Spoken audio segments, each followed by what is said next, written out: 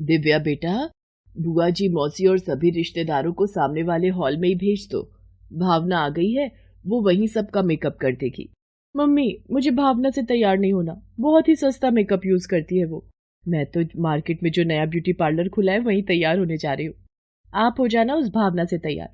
चल निधि, हम तैयार होने चलते हैं।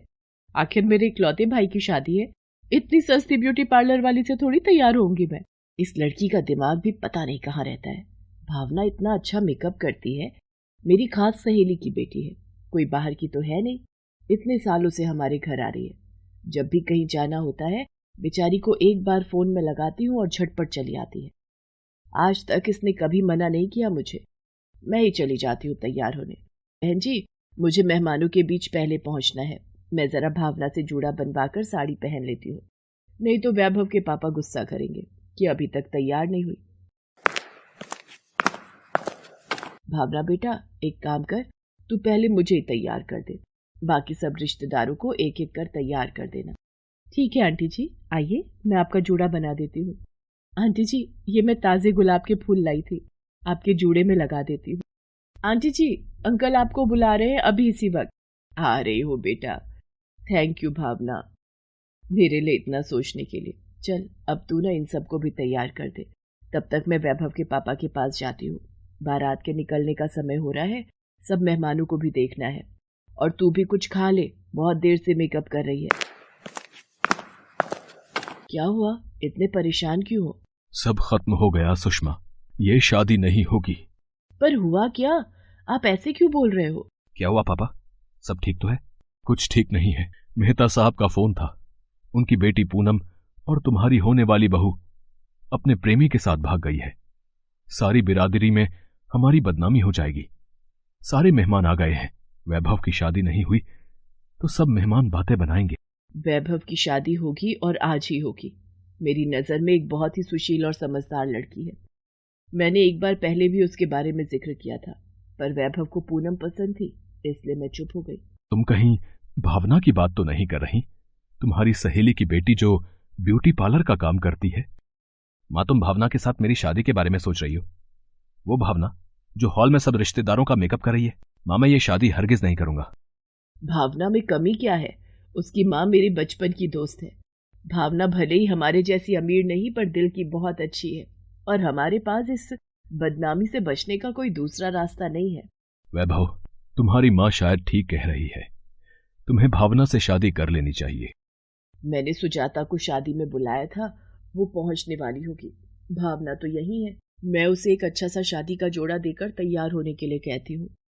वो बहुत अच्छी है, मेरी बात मान जाएगी। सुषमा भावना के मम्मी पापा और भावना से सारी बात करती है। वैभव भी बड़ी मुश्किल से इस शादी के लिए तैयार होता है और भावना की शादी वैभव से हो जाती है। सब कुछ अचानक हुआ तो सब कुछ संभलने में वक्त तो लगना ही था। मम्मी, आपने इस भावना की शादी भैया से करवा तो दी, पर मैं इसे अपनी भाभी कभी नहीं मानूंगी, और भैया भी इस लड़की से शादी करके खुश नहीं है। दिव्या गुस्से में पैर पटकती हुई चली जाती है। वैभव भी भावना से शादी होने पर गुस्से में था। तुम इस गलत फहमी में मत रहना कि मैं तुम्हें अपनी पत्नी मान लूंगा। तुम्हें मम्मी शादी करके लाई है, बस उन्हीं से मतलब रखो। मेरे से बात संभालने की कोशिश भी मत करना।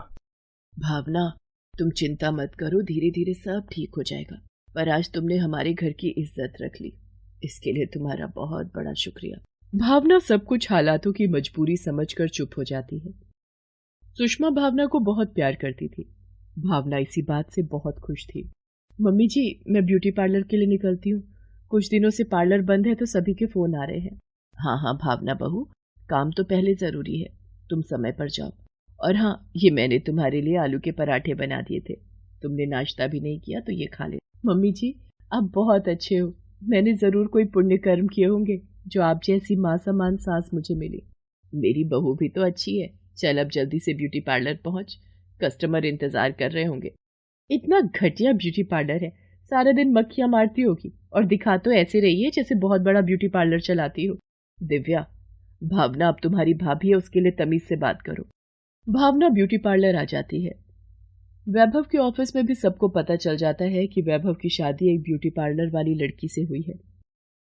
कुछ दिन बीत जाते हैं, सब कुछ ऐसे ही चल रहा था।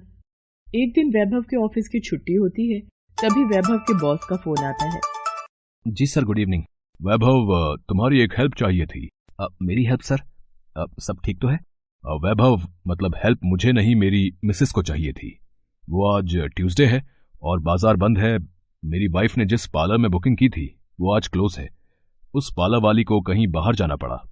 अब आसपास के भी पार्लर बंद हैं। हमें नजदीकी रिश्तेदारों में आज फंक्शन में जाना है और मेरी वाइफ को साड़ी बांधनी नहीं आती है। मुझे पता चला था कि तुम्हारी वाइफ का ब्यूटी पार्लर है। अगर वो मेरी वाइफ की मदद कर देती है, मतलब तुम्हें कोई परेशानी ना हो तो। नहीं सर, आप कैसी बातें कर रहे हैं? भावना को कोई परेशानी नहीं होगी। ठीक है, तो मैं एक काम करता हूँ, अपनी वाइफ को गाड़ी में तुम्हारे घर भेज देता हूँ। सर, मैं खुद भावना को आपके घर ले आता हूँ, आप परेशान मत होइए। ओह, फिर तो बहुत अच्छी बात हो जाएगी। ठीक है, तुम मेरे घर ही आ जाओ। मैंने भावना को इतना गलत बोला है, अब उसे किस मुंह से कहूं कि वो बॉस की वाइफ को तैयार करने के लिए मेरे साथ इनके घर चले। मैंने सब सुन लिया है, आप परेशान मत हो, मैं आपके साथ चलती हूँ। मुझे 2 मिनट बस मेकअप किट रखना है। वैभव भावना को लेकर अपने बॉस के घर जाता है। भावना वहां जाकर बॉस की पत्नी को रेडी कर देती है। भावना, तुम तो बहुत सुंदर मेकअप करती हो।